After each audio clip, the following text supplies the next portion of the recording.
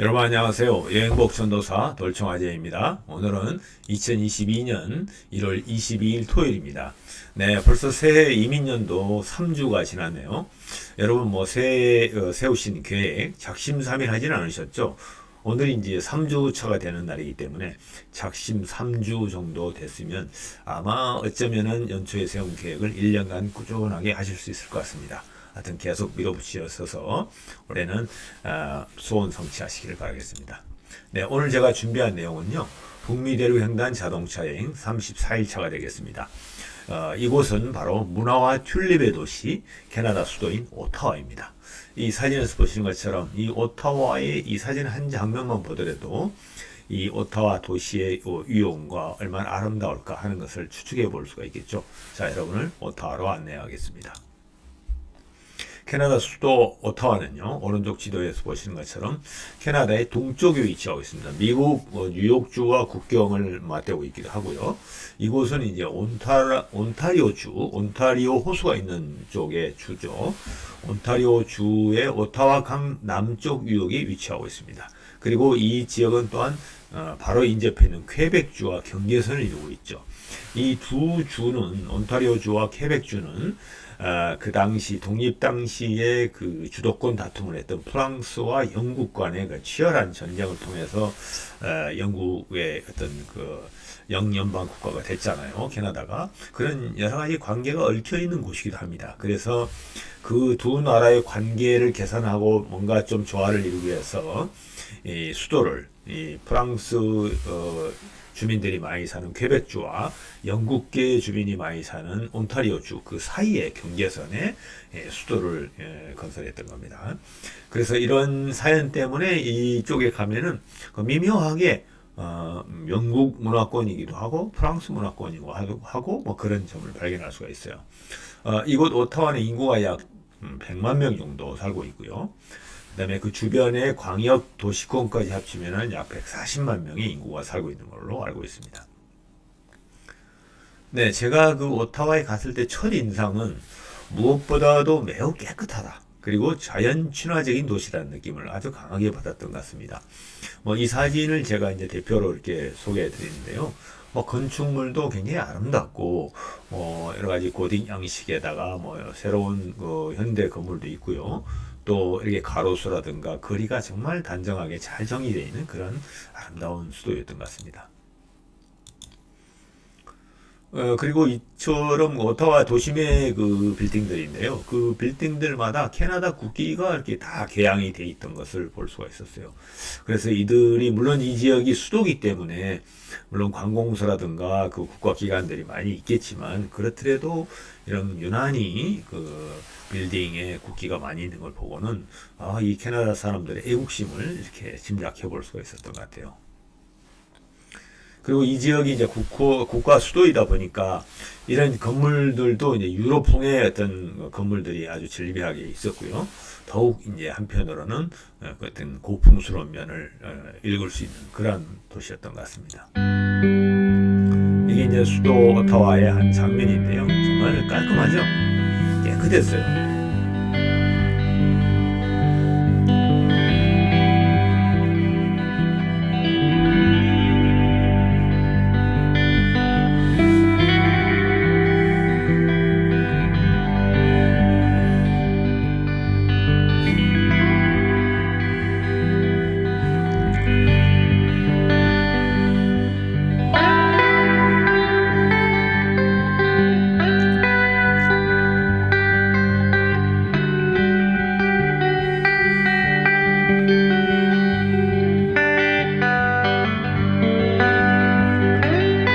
음악술에 맞춘 춤추는 아이들과 그 장면을 찍는 아빠의 표정 너무 평화롭죠?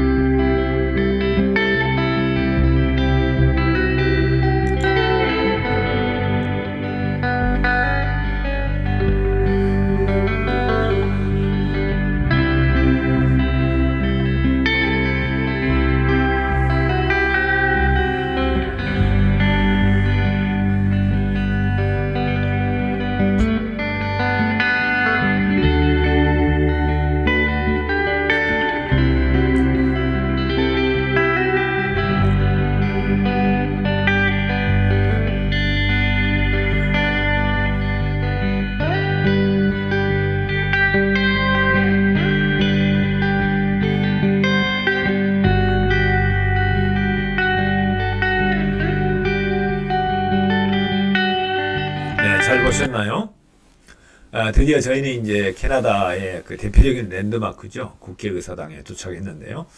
이 국회의사당 건물을 보자마자 딱 연상되는 게 뭐였냐면은, 여러분도 아마 그런 느낌이었을 텐데요. 영국 런던에 가면 템즈강변에 있는 빅벤이라고 있죠. 커다란 그 시계탑인데요. 그걸 막 그대로 빼닮았던 것 같아요. 그래서 역시 영국의 그 식민지 하에 있던 캐나다가 독립하면서도 이렇게 영국의 문화권에 있는 것 같은 그런 느낌을 아주 강하게 받았습니다. 이게 이제 국회의사당으로 건너가는 이제 그 길인데요. 건물이 정말 인상적이었어요.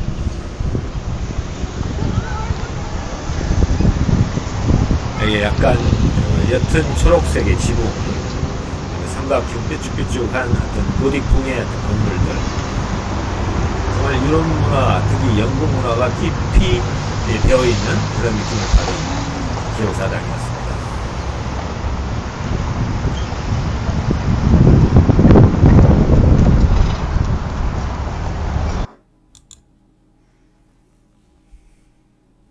그리고 이제 국회의사당 입구에는 캐나다가 처음에 이제 몇 개 도시들이 연합국가를 형성한 것이 1841년이거든요.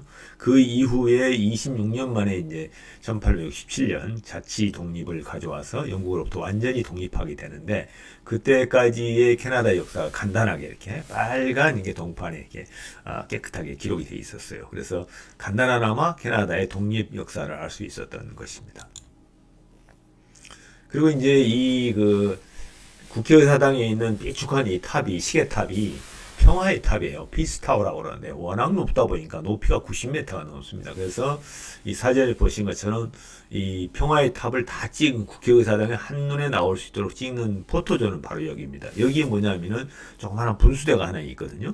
거기에서 찍어야 겨우 다 나올 수 있는 전경을 찍기 때문에 참고로 하시고요. 여기에 이제 있는 이 분수대가 바로 꺼지지 않는 불꽃이라는 센테니얼 프레임이라고 그러는데요.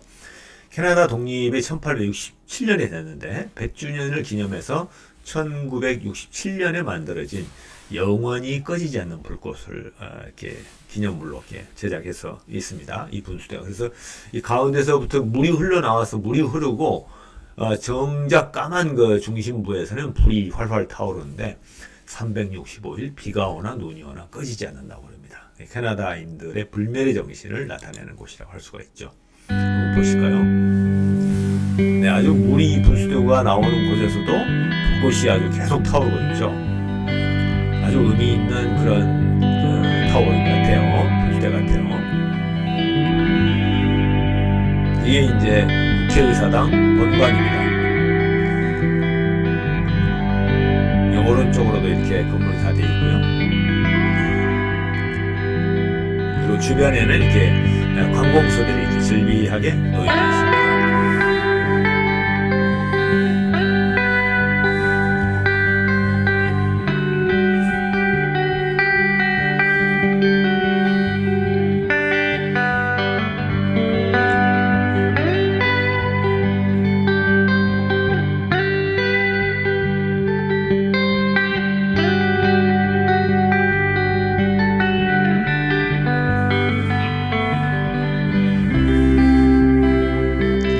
평화로운 장면이죠. 아주 인상 깊었습니다. 네, 이곳은 캐나다 연방정부 사무실이 있는 국회의사당 동쪽 건물입니다. 네, 그 기록에는 이스트 블락으로 되어 있었는데요. 바로 동쪽 건물에는 이제 캐나다 연방정부 사무실이 있다고 생각하시면 되겠고요. 이 서쪽에는 연방의회가 있어요. 그래서 이 캐나다 연방의회가 있는 신고딩 양식이 바로 이제 서쪽 건물 웨스트 블락이라고 되어 있어가지고 여기에 이제 많은 의회 의원님들이 여기에 이제 기거하는 것 같아요. 그리고 국회의사당 건물 입구에는 이렇게 방패를 들고 있는 사자 조각상이 현관 양쪽에 이렇게 세워져 있었어요. 아마 사자의 그 위용을 느끼게 하는 그런 건물의 어떤 현관이었던 것 같아요. 그리고 의사당 내부 창문에는 이렇게 아름다운 스테인드 글라스가 전부 벽면마다 장식되어 있어서 한결 이렇게 국회의사당의 품위를 높여주었던 것 같아요. 그리고 제가 가장 그 인상 깊었던 거는 국회의사당 안쪽에 가면은 여러 세계 대전에서 순직한 전쟁 영웅들, 즉 순직자들이죠. 그 순직자들 기록해 놓은 기념물이 이렇게 황금색으로 한 돌 속에 이렇게 잘 이렇게 보존되어 있는 걸 봤습니다.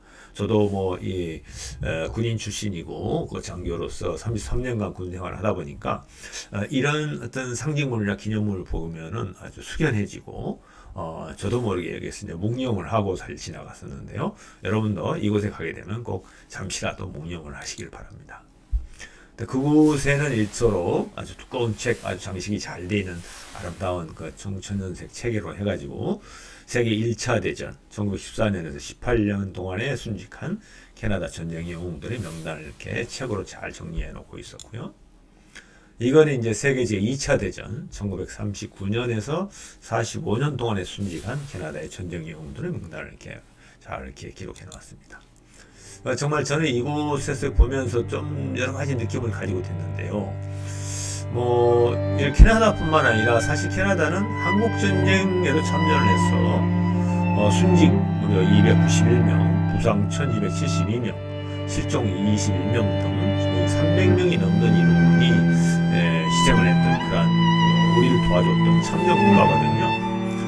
그래서 캐나다에 대한 어떤 존경심도 통도 있었지만 더욱 이런 곳에 오면은 고마움을 이렇게 전하고 싶은 그런 마음이었습니다. 참 이들의 그 숭고한 정신을 느낄 수가 있고요. 선진국다운 모습을 보이고 있다 이런 생각을 했습니다. 우리도 요즘 뭐 세계 각국의 평화 유지군이라든가 여러 가지 그 지원을 하는 군사적으로 지원하는 작업을 하고 있는데요. 이런 활동 우리도 계속해서 선진국의 면모를 보이기 위해서는 필요하지 않나 이렇게 생각합니다. 굉장히 아주 엄숙하게 모셔놓고 있었어요. 이곳은 이제 국회의사당 뒤편인데요. 그게 이 뾰족하게 보인 지붕이 바로 국회 도서관 지붕입니다. 그 지붕을 배경으로 해가지고 오타와 강이 이렇게 유유히 흐르고 있었는데요. 너무 참 평화로웠습니다. 이 장면을 보면은 저 멀리 이제 지평선이 보이고요. 아주 짙은 이 오타와 강물이 흐르고 있는 모습이 아주 정말 마음을 편안하게 해주는 그런 곳이었고요. 이 오타와 강은 그 리도 운하라고 그래가지고 운하로서 굉장히 발달되어 있습니다. 이런 그 왼쪽 사진을 보이는 것이 이제 운하의 그 관문인데요. 강폭이 넓고 강이 또 깊기 때문에 오타와 강이 이렇게 흐르고 이도 운하를 이렇게 가지고 있는데요. 이 운하는 1832년에 개장이 됐고요. 현재는 유네스코 세계 문화유산으로 지정이 되어 있고 길이는 약 202km. 구간은 오타와 수도에서 지난번 시간에 제가 소개해드린 킹스턴, 즉 다우젠 아일랜드가 있던 그 온타리오 호수 있는 데까지 강물이 흐르고 있기 때문에 한 200여 킬로를 흘러서 이렇게 운하가 조성이 되어 있고요. 이 운하는 1812년에 미국과 영토 전쟁을 아주 심하게 했었어요. 그 당시에 이제 뉴욕 쪽, 미국 쪽이죠. 그러니까 미국 뉴욕주 쪽으로 군수물자를 운송하기 위한 목적으로 건설을 했다고 그래요. 그렇지만 지금은 이제 그런 미국과 캐나다가 아주 친분이 두텁고 어떤 우호 관계이기 때문에 필요가 없고 현재는 관광 유람선을 운행하면서 이제 관광 자원으로 활용하고 있는 그런 곳이라고 합니다. 다음에 또 이 오타와를 간다면 저는 이때 이제 이걸 생각 못했는데 다음에 간다면 이 리도 운하를 타고 킹스턴까지 아니면 킹스턴에서 오타와까지 오는 이런 여행을 한번 해보는 것도 좋을 것 같아요. 한번 보실까요? 이게 이제 오타와 강의 어떤 모습입니다. 너무 평화롭지 않습니까?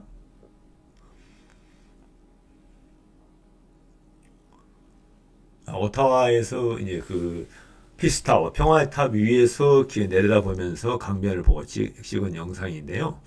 너무 아름다웠던 것 같습니다. 저 위쪽으로 보이는 게 북쪽으로 보이는 게 바로 퀘벡입니다. 강 건너서 이쪽은 이제 온타리오 주 지역이죠.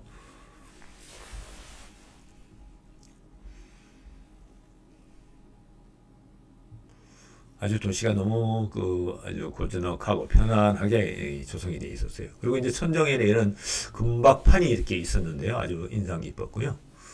또 반대쪽으로 보면은 이제 오타와 강이 이렇게 쭉 흐르는 부분이 서쪽이죠, 이쪽은.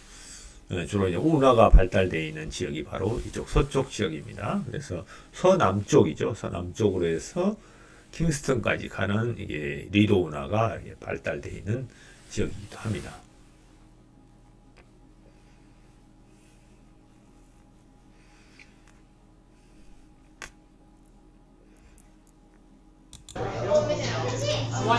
네, 이거는 이제 피스타워 평화의 탑에서 앞쪽으로 오타와 시내를 전망할 수 있는 곳입니다. 이거는 이제 남쪽이죠.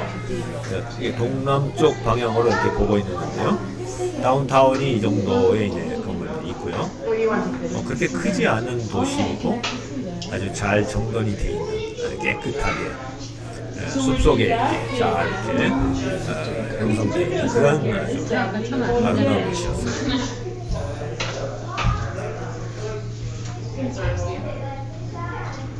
지평선이 끝도 없죠. 부럽기도 했어요.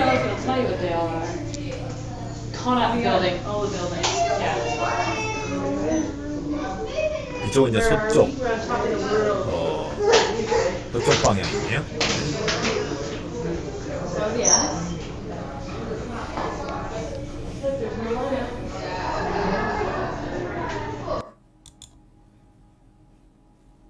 그런데 제가 한 가지 좀 기억에 남는 거는 캐나다에서도 시위를 하고 있더라고요. 이게 이제 국회의사당 평화의 탑 앞에 잔디밭인데요. 거기에서 아마 중국의 폭력에 관한 어떤 항의하는 시위를 하고 있는 아마 중국이지 않을까요? 뭐 차이니스 캐나디안이 아닐까 하는 생각도 드는데요.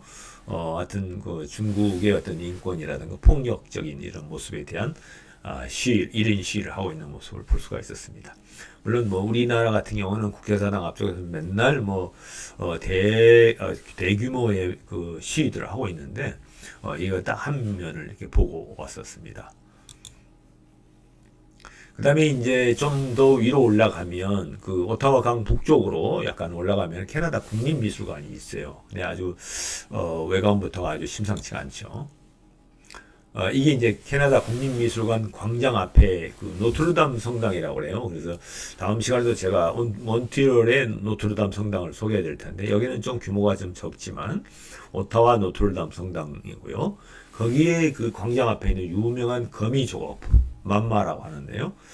불어로 이게 엄마라는 말이라고 합니다. 그래서 왜 이 거미의 조각을 맘마라 했는지는 모르겠지만 하여튼 굉장히 인상 깊었던 조각품이 광장에 이렇게 전시되어 있었어요. 한번 보실까요?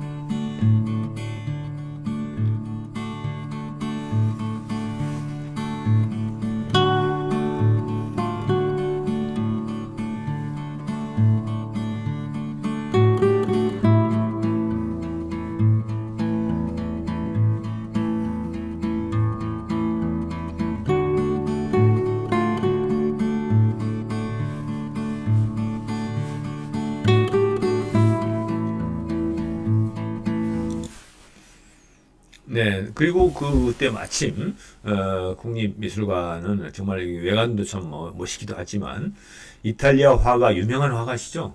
카라바조의 작품전이 열리고 있었어요. 그래서 아주 볼거리도 많았고 굉장히 많은 작품이 전시되어 있는 그런 것을 알 수가 있었습니다. 네, 이렇게 해서 저희는 오타와 여행을 간단하게 마쳤는데요. 특히 이제 오타와는 사실은 이 튤립으로 유명한 수도입니다. 그래서 오타와의 튤립 축제가 매년 5월 중순에 세계 최대 규모로 이게 축제가 열린다고 합니다. 네, 저희들이 갔을 때는 7월 말경이어가지고 안타깝게도 이 튤립 축제를 보지 못했는데요. 다음에 오타와를 가시게 되면 5월 중순경에 방문을 하셔서 꼭 이런 튤립 축제를 이렇게 한번 즐겨보시기 바랍니다. 이곳이 웬 튤립이냐? 튤립하면 네덜란드잖아요. 그런데 사실 유래를 알고 보니까 옛날 1차 대전 당시에 네덜란드 여왕이 튤립 국가의 여왕이 이곳에서 잠시 피신해 있었다고 그래요. 그러다 보니까 여왕이 이제 튤립을 좋아하고 그래서 튤립을 재배하기 시작하다가 지금은 이제 축제로 연결되는데 세계 최대 규모라고 합니다. 그래서 한번 가보고 싶은 그런 생각이 듭니다. 이게 아름다운 수도와 이 튤립 어울리지 않아요? 참 멋있을 것 같습니다. 네, 이렇게 해서 이제 오타와 여행에 대한 얘기를 마치고요. 다음 시간에는 35일차 노트르담 대성당 있는 몬트리올. 저는 이게 아까 그 오타와에도 그 노트르담 대성당이 있었지만 성당이 있었지만 몬트리올에는 정말 성체가 성당 안에 있는 이런 어마어마한 노트르담 대성당이 있습니다. 다음 시간을 기대해 주시고요. 여러분 지금까지 시청해 주셔서 대단히 감사합니다. 그러면 다음에 또 뵙겠습니다. 네, 안녕히 계세요.